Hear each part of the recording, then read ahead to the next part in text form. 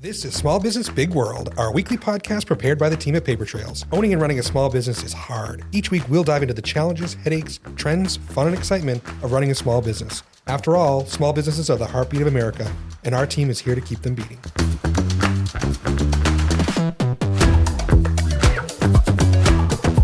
Welcome to Small Business Big World, our weekly podcast talking about all things small business. Today, my guest is Dawn Powell. Dawn is our HR consultant here at Paper Trails. Thank you for joining me, Dawn. Thanks, Chris. Awesome. Well, so today's topic is HR 101, which is certainly kind of a boring topic for most small business owners, right?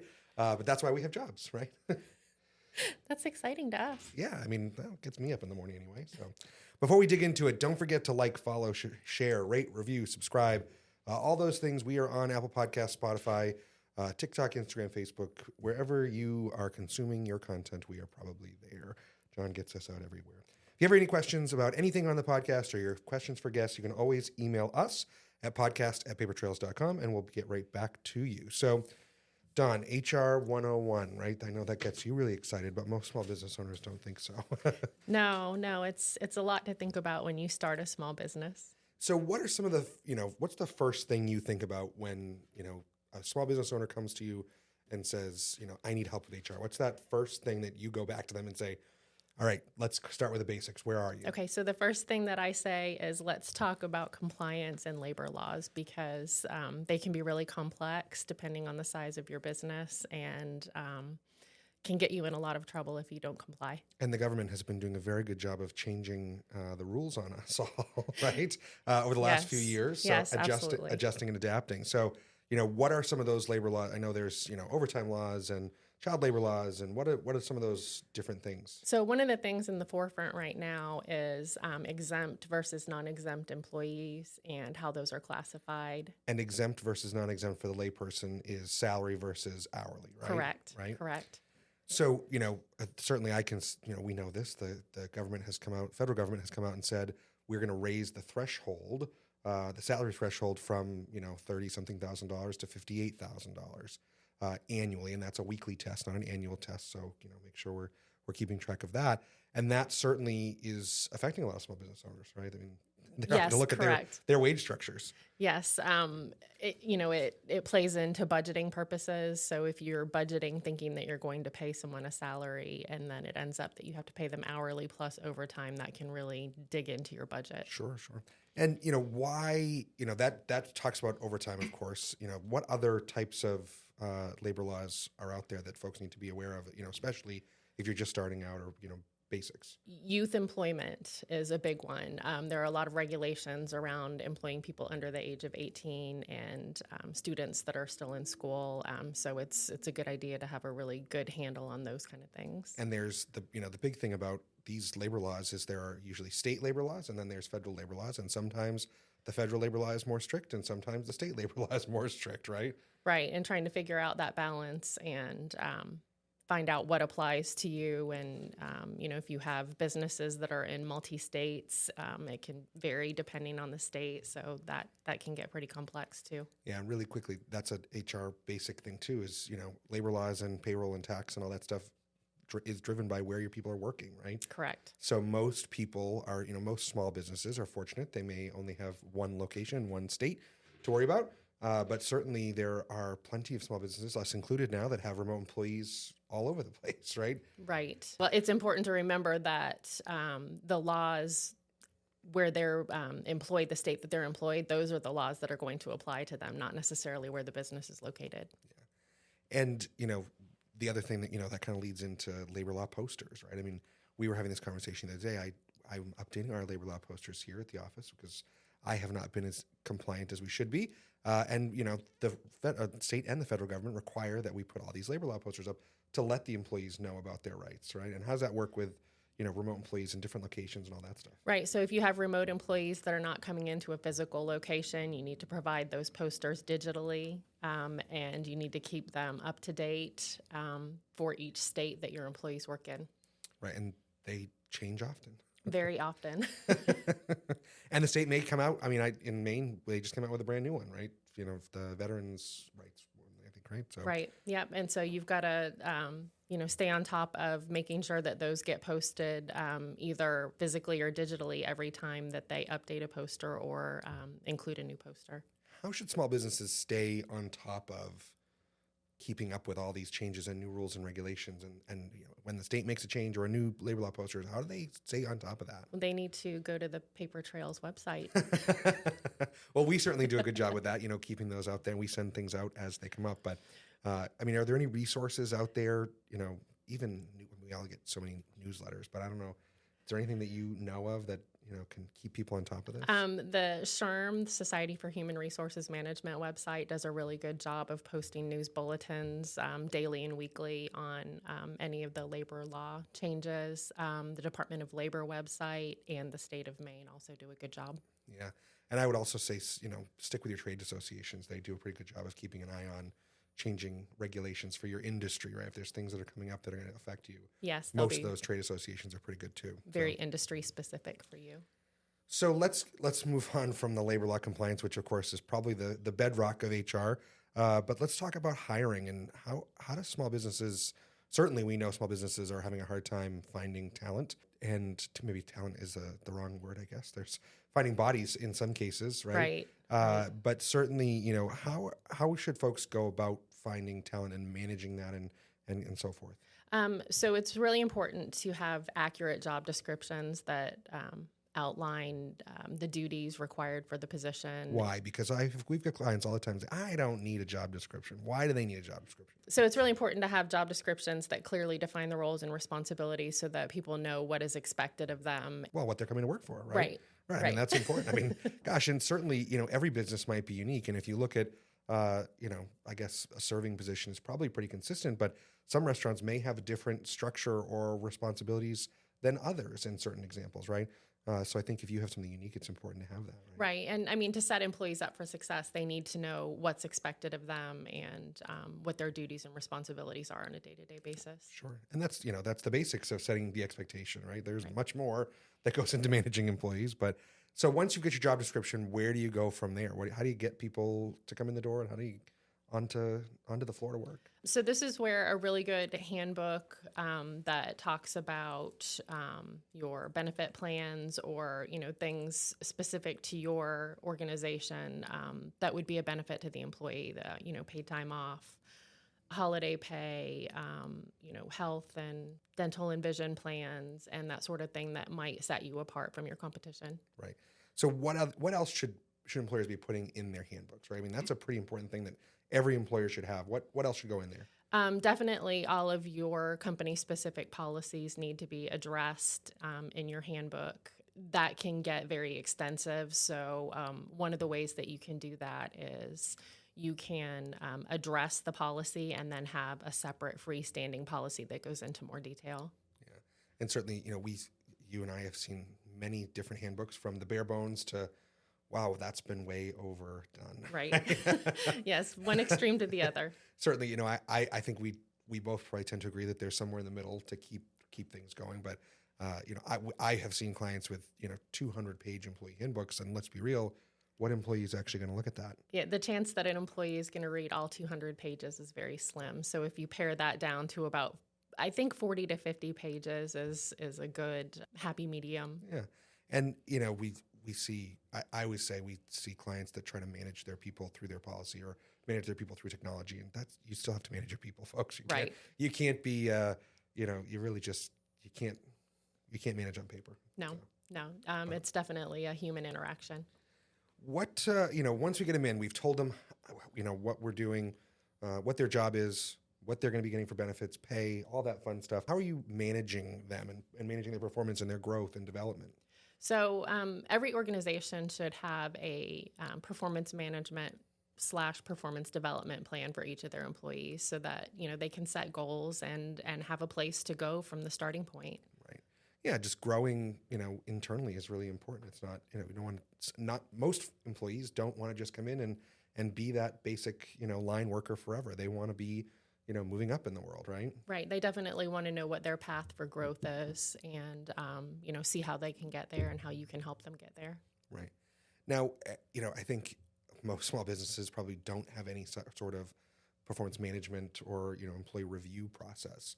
Why do you think that that's really important for small businesses in particular? Right. Well, with the competition in the job market right now, people need to know where they stand. They need to know that there is a path for growth and, what is going to be expected of them to get to that next level. Right.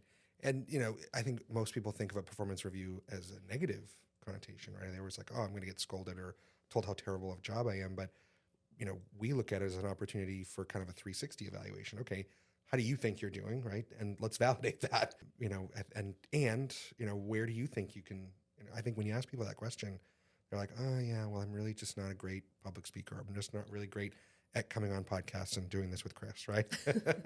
I don't know anything about that. So, and that's me challenging you to try something new, right? So, right. I think that performance evaluations are certainly important because, like you said, it sets the baseline and the expectation of where the organization needs to go, where the individual needs to go, and just kind of aligns expectations. Right. And one of the things that I always tell business owners is that there should never be any surprises on a performance evaluation. People should know what's coming at them. Absolutely. And, by the time you have to go and work through some performance improvement plan, for example, same kind of thing, it shouldn't be a surprise. If you have to terminate someone, it shouldn't be a surprise, right? If you've been managing them correctly. Right. They should know if they're being called into a meeting, they should know why they're coming into that meeting. Right. Which that's a whole different conversation, terminations. Yes. Yes. Maybe we'll do a whole episode on that. Yeah, I was going to say that's going to be a whole podcast all itself. Oh, good. So, certainly, getting those performance evaluations and development plans in place is important, but what other types of training and development opportunities are you seeing that small businesses really should be thinking about? Things that are specific to their industry are really important. I know, there are restaurant safety trainings and things like that have to be completed annually. There are also some state and federal trainings that need to be completed annually as well. Harassment training is something that the state of Maine requires for every employer to have a training for their employees annually. Which, how many employees are actually doing that? Not as many as I would like to see.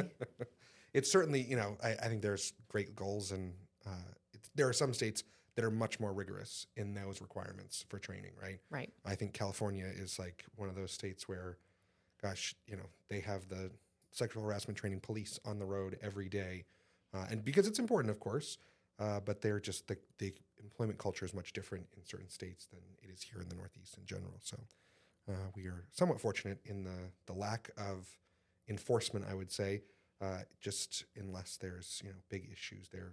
The state of Maine anyway is really good at teaching rather than smacking you with the ruler. Right. So right, and it's challenging, especially if you have a seasonal business, to get all of this fit in. But there are some ways that it can be done digitally that a lot more time effective, and you can kind of get it knocked out for all of your employees pretty quickly. Yeah, especially if you're a seasonal employer, you can come in and say, hey, we're going to be doing our opening meeting, right? We're going to have a half a day training. We're going to run through all these things. Here's all the new things this season. I think it's probably easier if you're a seasonal business anyway, just to say, gosh, we're going to do this one day mandatory training kind of thing for most of our staff for a couple of days or whatever. Right, yeah. So, get everybody all at once. What kind of documentation do, employee paperwork, other types of documentation do small businesses need to be keeping for their employees? I mean, that's a biggie that most people aren't great with either. Right. No, employee files are a big thing. First and foremost, you need to have a accurate and complete I-9 form for every employee, which is filed separately than their employee file. It should not be filed in their employee file. Why is that? So you don't want to keep it in the employee file because there is some personal information that you wouldn't want to be shared with managers if they're pulling the employee file for other purposes. And also, too, if you do get chosen for an audit, it's really nice to be able to hand the auditor a binder that they can go through and they're not digging through individual employee files. And that's one form, the I-9, that is, for whatever reason, it's very audited, right? The INS is out there, auditing these a lot. Yes, very much. And there are some pretty big fines that go along with either not having an I-9 or not having it completed correctly. Which is literally like the name on the wrong line, Like if there's a blank line, they'll gig you for that. There's lots and lots of things. I mean, they're very particular, right? Yeah, I was just making a checklist for a client yesterday, and there is a 20-plus page booklet on how to complete a one-page I-9 form. Yeah, it's kind of crazy. So, certainly we've seen the introduction of E-Verify, which helps your I-9 compliance, but doesn't replace the I-9 compliance, correct? No, you still have to physically view each of the documents and record the information into the I-9 form so that you can then load it into E-Verify. Right. So that's a tricky one for sure. What other documentation, do you think folks should have? Complete employee files with applications, resumes, benefit forms, any kind of workers' comp paperwork or anything like that.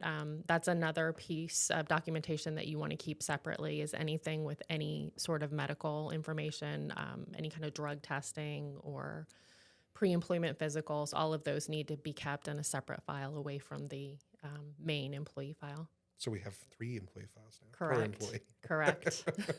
Sounds like a great time. Yes. Yes.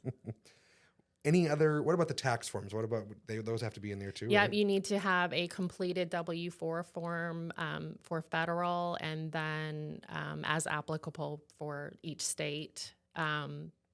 So, Maine has a state tax, so you would need a Maine W-4 for any Maine employees that you have. Those are the basics, right? We've gone through a lot of the different basics, labor laws, hiring, terminating, developing, paying, all that kind of stuff, policies. Let's think a little more strategically, right? I mean, I've got 10 minutes to stop and think about where I want to take my organization. What's kind of the HR strategy piece that small business can think about in terms of developing their organization? So always, performance development for employees, and then, succession planning. You probably are not going to run your business for the next 50 years, but you might like to see it carry on. So you need to think about, when you step away, or if you have key employees stepping away, who's going to step into that role and take over? Right.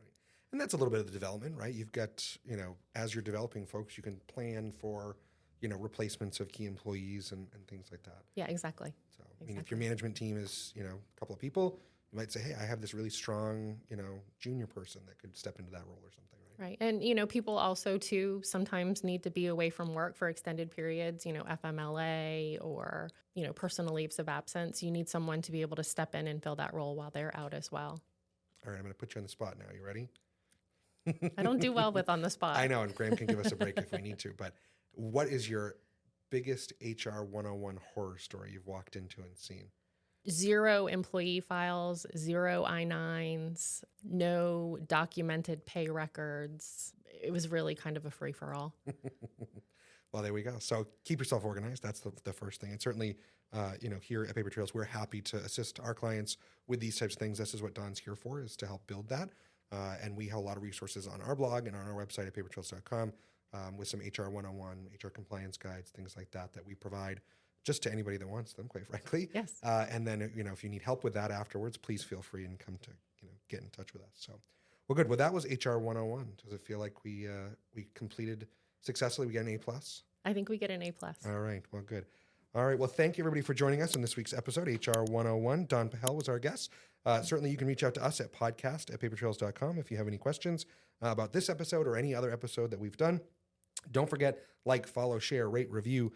We are everywhere you want us to be, I think. So keep an eye out there for all the fun stuff. And otherwise, we will see you next week. Thanks very much. Thanks for listening to this week's episode of Small Business, Big World. This podcast is a production of Paper Trails. We are a payroll and HR company based in Kennebunk, Maine, and we serve small and mid-sized businesses across New England and the country. If you found this podcast helpful, don't forget to follow us at Paper Trails Payroll across all social media platforms, and check us out at papertrails.com for more information. As a reminder, the views, opinions, and thoughts expressed are the hosts and guests alone. The material presented in this podcast is for general information purposes only and should not be considered legal or financial advice. By inviting this guest to our podcast, Paper Trails does not imply endorsement of or opposition to any specific individual, organization, product, or service.